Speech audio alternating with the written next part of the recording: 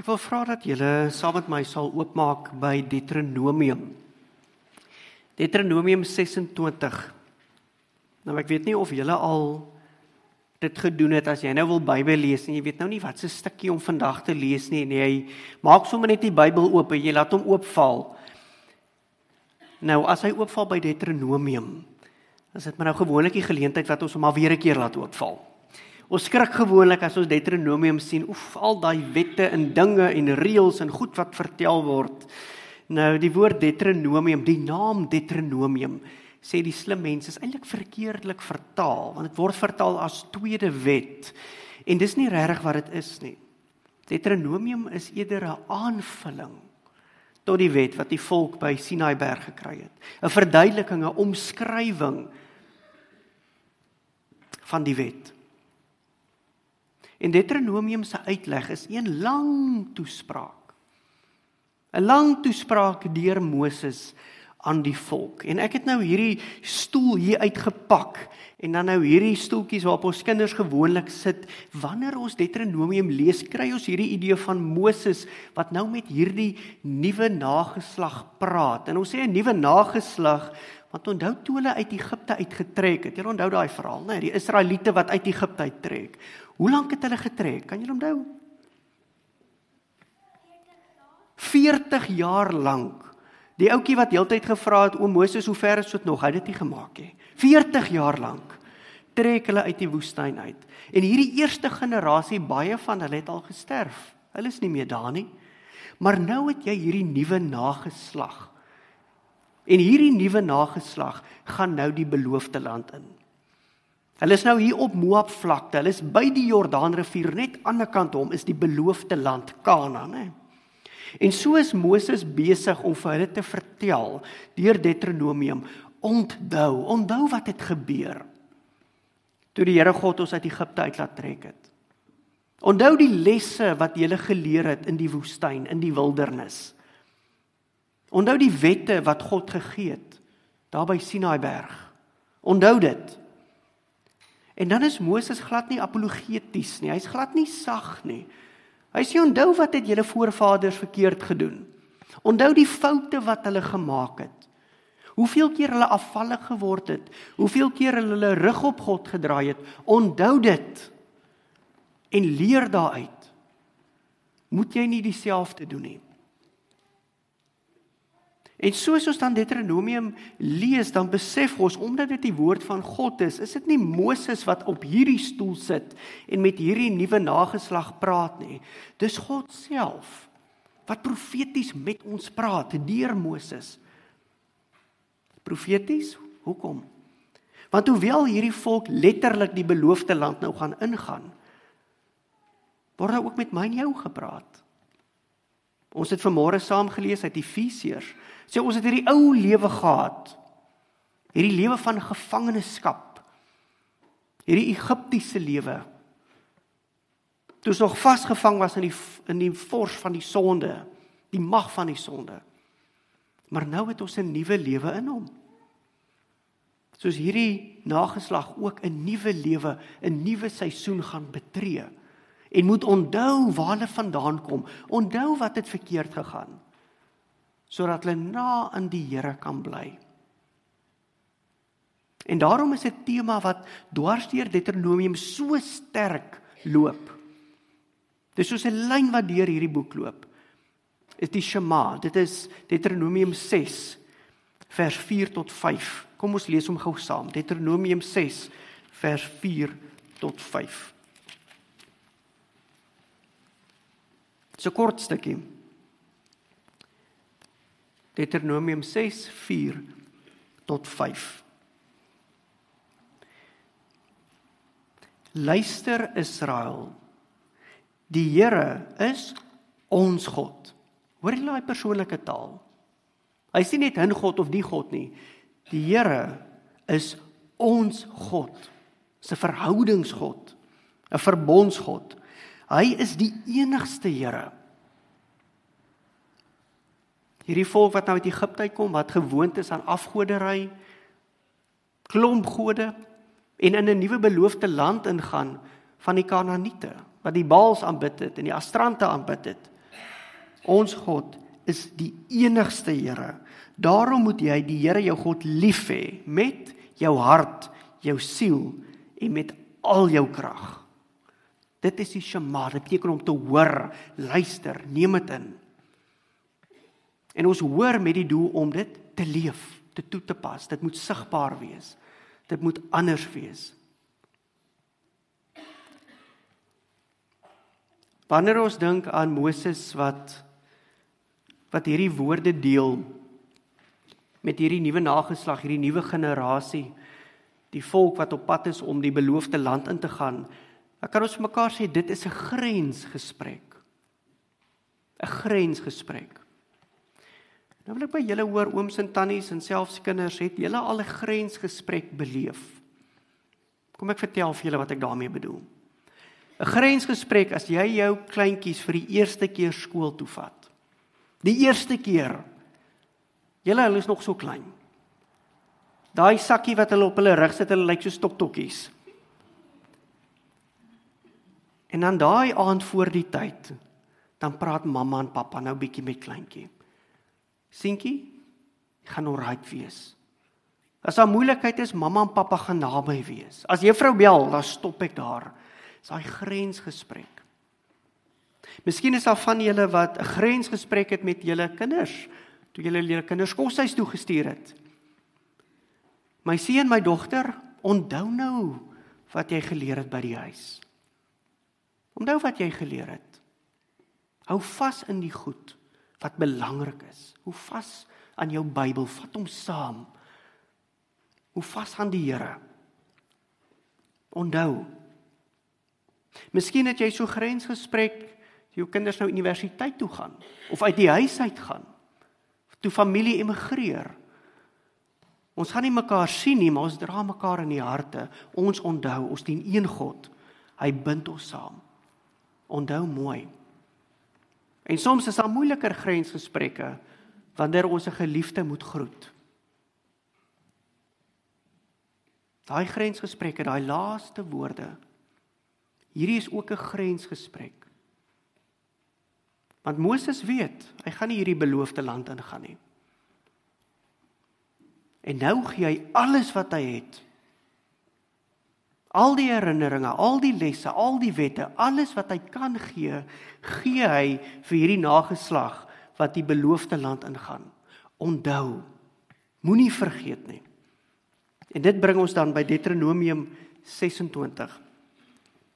En wanneer ons dit lees, kom ons onthou ook. En in ons koppe, in ons gedagtes, wanneer ons hierdie teks lees ons dit parallel met 'n nuwe lewe in Christus. Met die wete dat lydenstyd begin het, dat Paasnaweek voorlê. Die stempel, die bevestiging van ons nuwe lewe in Christus. Ek vra altyd en ek vra tog weer, kom ons lees dit stadig saam. Moenie vooruit hardloop nie. Is tog lekker om dit saam te ontdek. Deuteronomium 26 vanaf vers 1. Wanneer jy in die land kom wat die Here jou God aan jou gee as jou eiendom en jy dit besit en jy daarin woon, strek net gou die handrem op. Hoor vers 1. Wanneer jy in die land kom wat die Here jou God aan jou gee.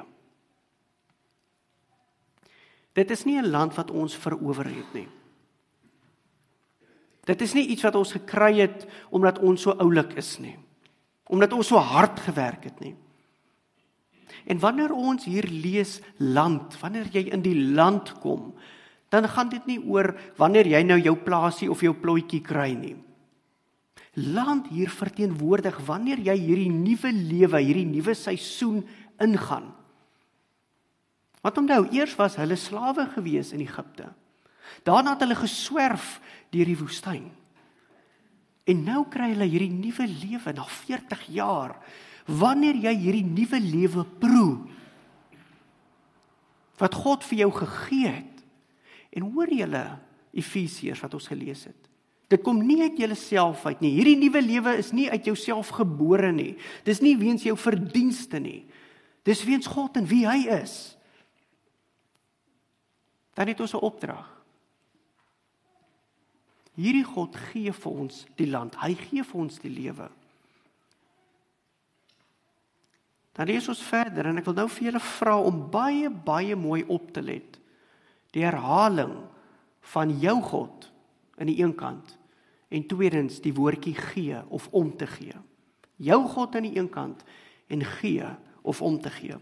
Ek lees hom weer. Wanneer jy in die land kom, wat die Here jou God, die persoonlike God, aan jou gee, as jou eiendom, en jy besit dit en jy woon daarin. Dis nie 'n geskenk wat teruggetrek word nie. Daar's nie fyn skrif nie. Dis nie 'n lewe wat vir jou gegee word en sê, sjoe, kyk maar, ons werk maar op so 2 jaar huurstelsel nie. Hy gee dit vir jou uit sy loutere goedheid. Moet jy van elke eerste oes wat jy insamel in die land, wat die Here, jou God, aan jou gee, in deel vat, en dit in 'n mandjie sit, en daarmee na die plek toe gaan, wat die Here, jou God, sal kies, om sy naam daar te laat woon. Van hierdie eerste oes, hierdie eerste vrug wat opkom. Nou, ooms en tannies, kinders, jong mense, in Swakop is dit nie maklik om te plant nie. Julle sal dit weet. As jy nou 'n plek hier of 'n huisie hier en daar's nou klaar lekker boompies met lekker vrugte en die goed, dis mos nou lekker om te pluk en te eet. Maar as jy nou self in hierdie soutgrond moet begin beesmis inwerk en grond inwerk en al die raad vat wat almal vir jou gee om tog net hierdie woestyngrond vrugbaar te maak. En jy begin saai en jy saai en jy saai en jy plant. En een na die ander gaan hierdie boompies en hierdie plantjies dood. Maar daar's soms so 1 of 2 wat jy aan die lewe kan hou. Verskone Engels, maar jy nurs vir hom. En jy hou vir hom met valkoodop. En dan is dit beesmis, en dan is dit kompos, en dan is dit water, en dan is dit om al die goggetjies dood te maak. Daar gebeur iets wanneer jy sien dat hier begin hierdie plantjie sulke klein knoppietjies maak. Julle wil sommer foto's neem en dit rondstuur. Want hier gebeur iets. Dit is die vrugte wat ons daar by Food Lovers gaan koop het nie. Iets gebeur, is iets van jou hande arbeid. Nadat jy hard gewerk het en met hierdie tuinvirk, kinders het julle al met sulke virk gewerk, met hierdie tuinvirk gewerk het en hierdie virkie gekrap het. En daar begin iets gebeur. Die vruggies begin kleur kry, hulle begin sagter word, hulle begin mooi raak, lekker raak, jy ruik hom sommer, hy is so vars, né? Daai eerste vrug. As ek net hierso kan breek vir 'n oomblik. Toe ek hierdie teks lees vir die eerste keer, toe dink ek, hier gaan dit nou spesifiek oor dankoffers, wat ons moet bring. En interessant genoeg, as ons verder lees, dan gaan dit spesifiek oor dankoffers. Spesifiek daaroor. En die offers wat ons bring vir die Here. Maar hier gaan dit spesifiek oor die eerste vrug. Daai eerste vrug. Nou as jy 'n boom het met 87 vye aan, dan waardeer jy dit nie so baie as wat jy 'n boompie het wat een mooi vy oplewer nie. Daai vytjie, julle bewaar ons soos goud. En die woord sê vir ons, hierdie eerste vrug, van dit, nie eers alles nie, maar van dit, moet ons in 'n mandjie sit. En hierdie mandjie, moet ons na die plek neem, waar die priesters was, waar hulle God aanbid het, om dit aan God te wy. Hoekom hierdie eerste vrug? En as ons nou dink aan bestaansboere, dis maar wat hulle daai tyd was, is so mandjie maar baie min. Dis maar baie min. Maar dit is nie sommer net enige vrug nie, dit is die eerste vrug. Hoekom? U sien, hierdie volk van die Here, toe hulle in Egipte was, Ek dink nie daar was tyd gewees om hulle eie goedjies te plant nie. Daar was nie tyd gewees om hulle eie vrug te laat spruit nie. En hier trek hulle deur 'n barre woestyn. Wat het hulle daar gedoen? Maar hier kom hulle in die land wat die Here vir hulle gegee het. En kan jy net die vreugde dink? Die vreugde, die opgewondenheid. Hierdie is jou grond, dis jou lewe. Bewoon dit, bewerk dit. Ons hoor vir Genesis, is dit nie so nie? Ons hoor daai begin, bewoon en bewerk. Maar daai eerste vrug, voordat jy hierdie appel, of hierdie pruim of perske, of wat ook al jy geplant het, optel, en na die lig wys en sê, dis myne, ek het dit reg gekry, yes! Omdat ek al die jare, dag na dag, hierdie plante nat gemaak het, kompos ingewerk het, beesmis gegooi het, goggaatjies afgetrek het, ek het dit gemaak, sê die Here, wag, bring dit vir my. Voordat jy begin roem in jouself, voordat jy vir jouself die eer gee, sê die Here, stop. Net daar, bring dit vir my. Hoekom? Dis wonderlik hoe die Bybel se drade so van een teks na 'n ander loop. Deur die boeke van die Bybel gespan is, van Genesis tot Openbaring. Van die einste Genesis wat vir ons hierdie beeld gee van die vrug wat opkom, hierdie lekker varsheid, leer Genesis 3 ook vir ons presies wat het die sondeval veroorsaak. Jy nie vir God nodig nie. Jy is wonderlik. Jy self kan soos 'n God wees. Jy sal kan ken soos wat God ken. Hou net op om vir hom die eer te gee en gee vir jouself die eer. Sit die appel in jou sak. Dit was jy gewees. Hoor julle?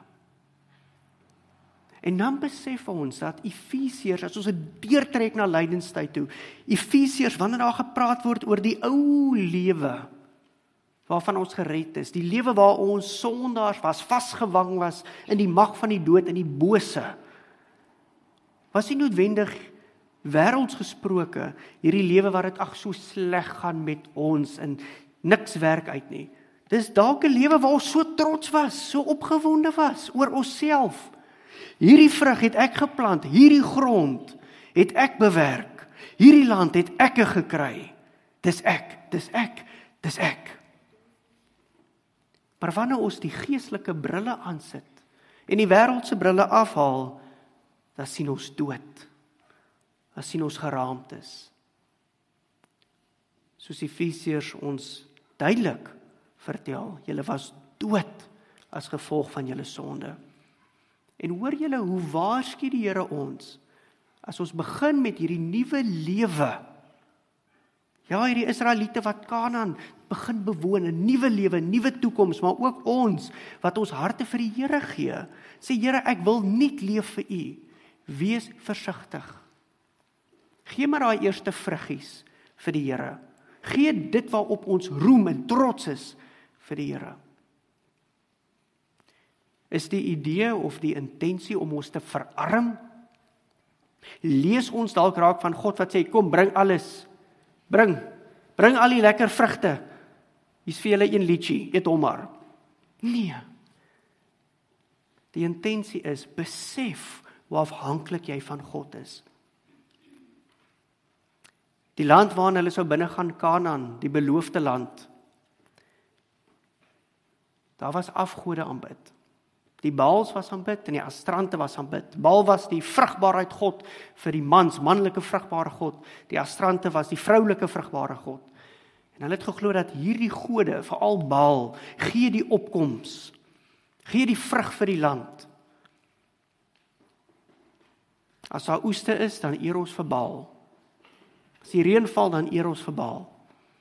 So sê die Here, nee, bring dit na my toe. Eer my vir alles.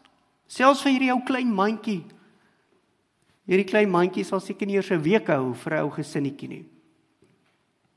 Maar eer my daarmee uit die eerste. Dan ook wat eerste betref, soos dink aan eerste vrugte, Eerste vrugte hou verband met potensiaal. Is dit nie so nie? Ons dink nou aan 'n boer. As 'n boer nou begin, kom ons dink sommer aan 'n jong boer. Hierdie boer koop vir hom 'n stukkie grond. Hy het sy besigheid verkoop en hy het nou besluit, die wyse besluit geneem om te begin boer. Ek dink nie dit is so wyse besluit altyd nie. Sal die mense vir ons vertel. Hy verkoop sy besigheid, hy koop 'n stukkie grond en hy plant saad. En so gee hy dit water en natuurlik is daar spanning betrokke want hierdie oes moet tog net nie misluk nie. Maar sodra hierdie eerste koringaar vorm, wat doen dit aan daai boer om te gaan kniel by daai aar en dit net waar te neem? Na daai koringaar te kyk. Potensiaal. Dit dui op meer wat kom. Dit dui op groei, dit is die begin. En so sê die Here vir ons, wat ook hierdie beloofde land in hom binne gaan, of reeds binne in hom leef. Daar waar dit begin, die eerste fondasie, begin in Christus. Ons hou daarvan om te begin by onsself. Here, ons kom terug na U toe. Ons moet net gou hierdie paar goed tackle en klaarmaak en afhandel. Maar ons kom terug. Die oes gaan nou groot word, Here. Hier's nou baie goed op ons borde. Staan net gou vas. Ons gaan net gou dit hanteer, ons kom terug. Die Here sê nee. Daai eerste koringaar, daai eerste vruggie, gee dit vir my. Begin by my. Die Here roep ons terug in 'n intieme verhouding met hom. Toe jy vanmôre opgestaan het en jy haal asem, het jy begin by Jesus? Het jy by hom begin? Toe jy gisteraand gaan slaap het, is jou dag afgesluit met hom? As ons betaling kry maandeliks en dit verskyn in ons bank, begin ons, Here, hierdie wat U gegee het, kom van U af. U het voorsien. Wys my, Here, primêr my eerste prioriteit hoe ek U hiermee kan dien. Wys vir my. Begin ons daar? Of gee ons soms vir die Here daai laaste vrugte? Het jy al gesien hoe lyk daai laaste vrugte? Die van julle wat Stellenbosch ken, Stellenbosch klapmuts, daar waar jy daai lekker vrugte koop, waar die mense so na jou toe hardloop as jy by die robotte stop, as dit druiwe en dis appelkose. Hulle sê hy so soet, as jy hom byt dan spuit hy sommer so lekker is dit, né? Daai laaste vrugte, as alles uitverkoop is, daai papvrugte.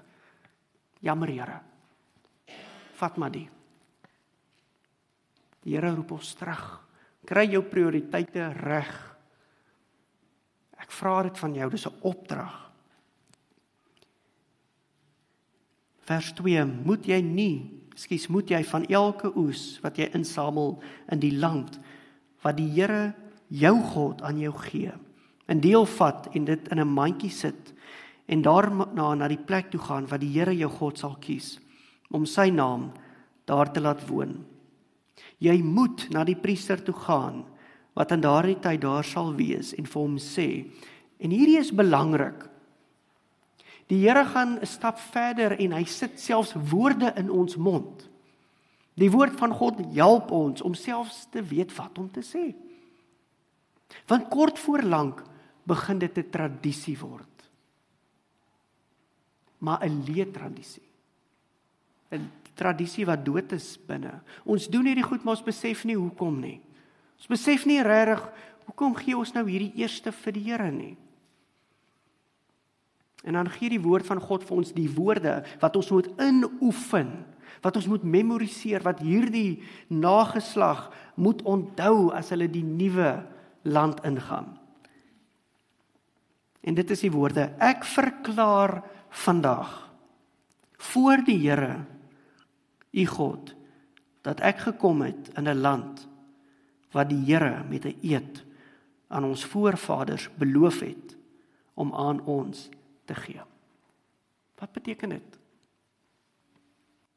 Ek verklaar dat dit wat ek het, nie uit myself kom nie, maar van God wat dit gegee het in sy goedheid. Ek verklaar dat die huis wat ek besit, deur God gegee is. Ek verklaar dat my inkomste deur God gegee is.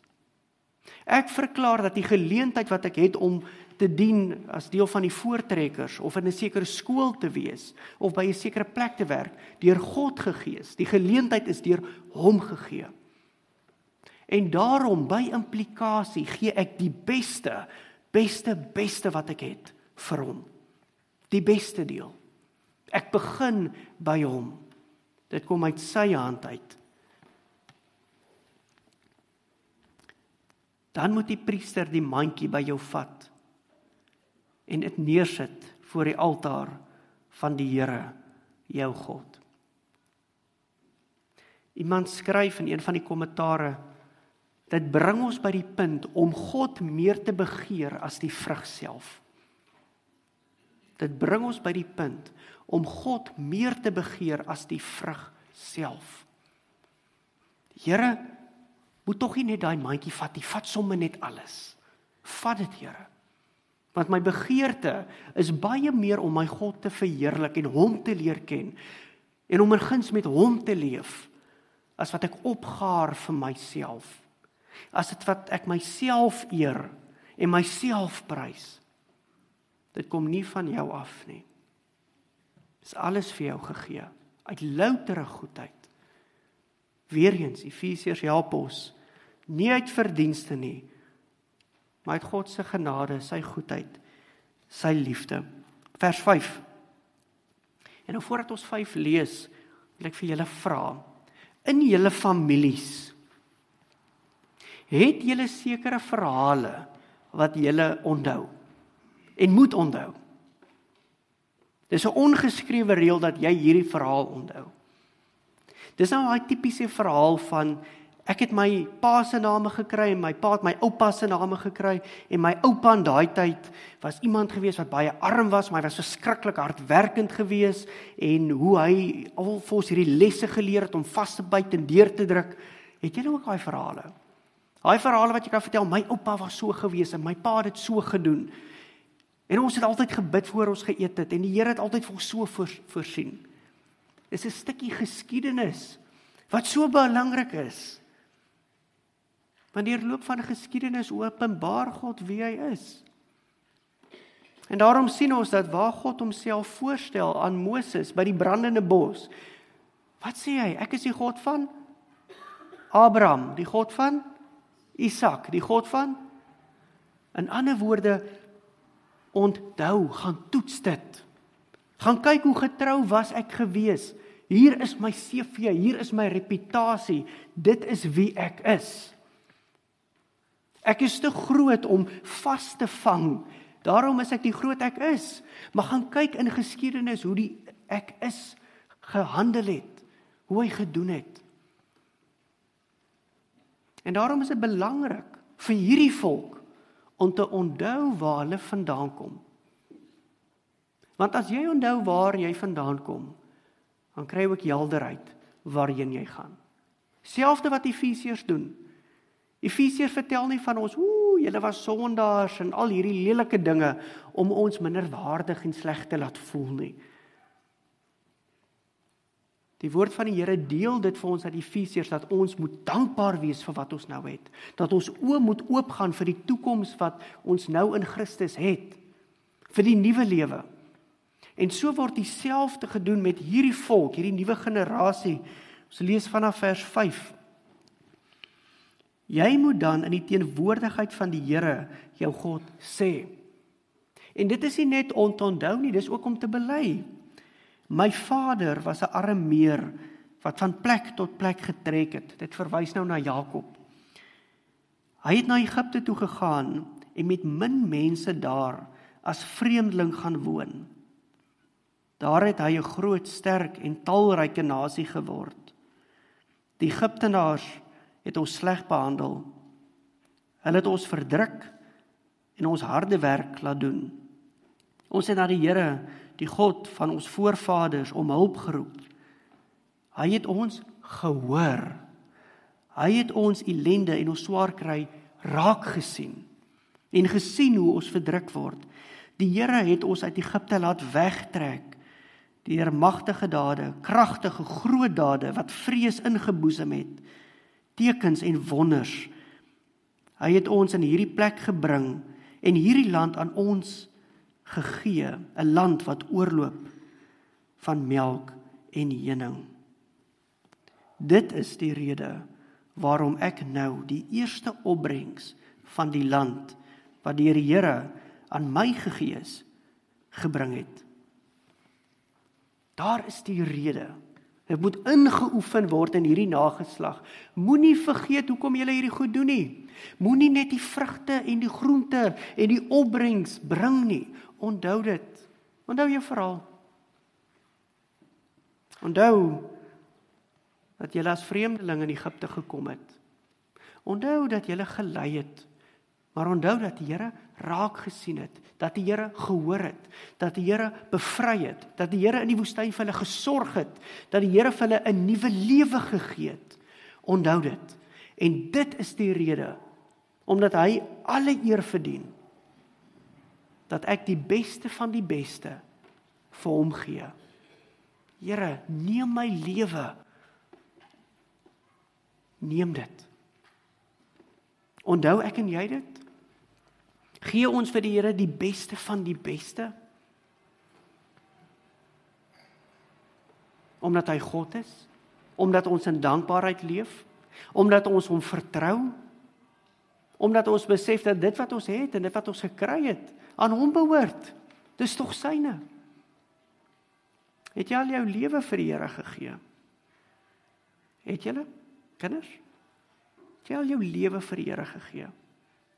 Nie net dit wat jy doen nie, maar jou hele lewe. Alles. Is dit nie die beste wat jy kan gee nie? En as ons dink aan vrugte, en ek wil regtig speel met hierdie idee vandag, vrugte laat dink ons tog ook aan ons eie lewe. Ons begin so klein. En as ons so afhanklik dat daar gesorg moet word, dat ons moet water kry.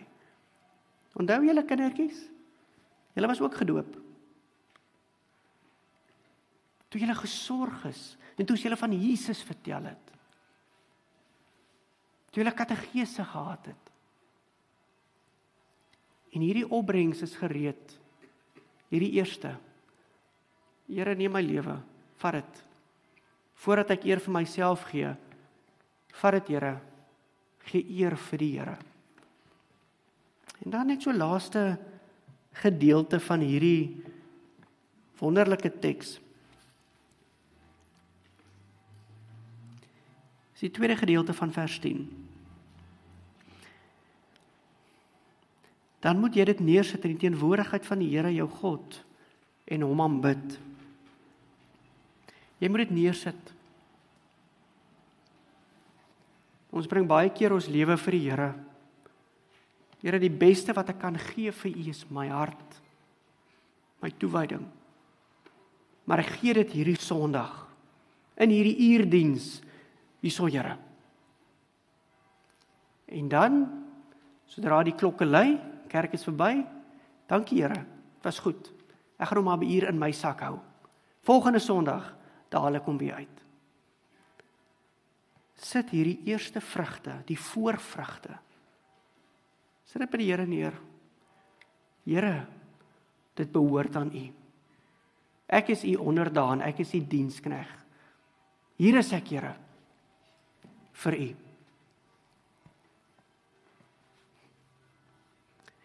Jy moet al die goeie dinge geniet wat die Here jou God aan jou en jou huisgenote gee. Jy en die Lewiete en die vreemdelinge wat by jou woon. Wanneer ons lewens, ons beste deel vir die Here gee, dan is dit nie om ons vreugde van ons te ontneem nie. Voordat dit te lekker raak, hy sê die Here, kom nee, gee dit vir my nie. Ons gee juis ons beste vir die Here, ons harte vir die Here, ons toewyding aan die Here, sodat ons in hom,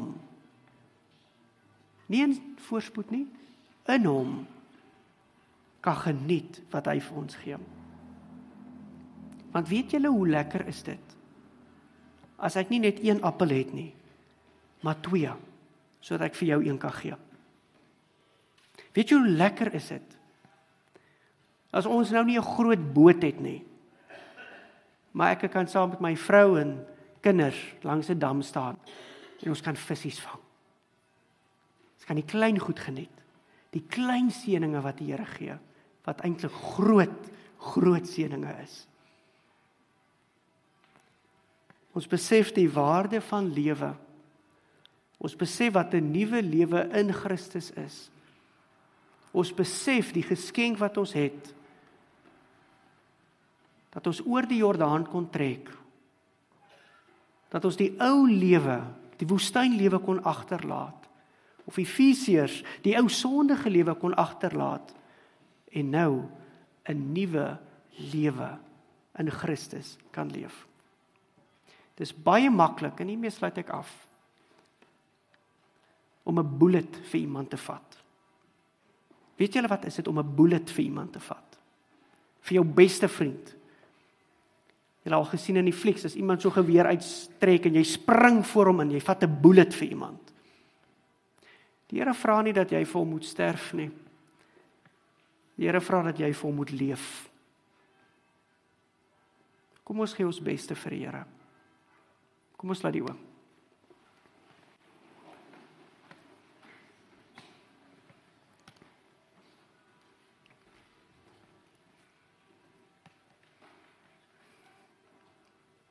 Here,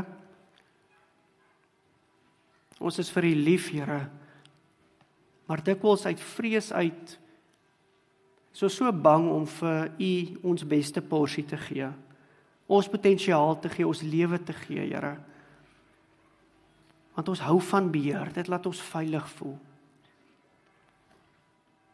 Maar Here, 'n groot deel van vrees is die feit dat ons nie vertrou nie. En daarom vra ek, Here, dat U ook vandag vir ons die geloof sal gee